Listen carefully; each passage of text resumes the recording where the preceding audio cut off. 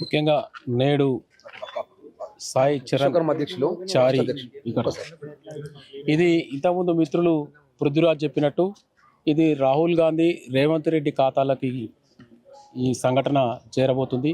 ముఖ్యంగా మిత్రులు చెప్పిన అందరూ ఇక్కడ ఫీల్ అయినట్టు యువత ఎట్టి పరిస్థితుల్లో కూడా ఆ మార్గాన్ని ఎంచుకోకుండా దయచేసి బీసీ యువత అందరూ కూడా ఓటు చైతన్యం ద్వారానే మనకి రాజ్యాధికారం తెచ్చుకుందాం. దయచేసి ఆ కుటుంబానికి నిజంగా వినలేని అంటే మేమేమి కూడా చేయలేని పరిస్థితి ఆ కుటుంబానికి.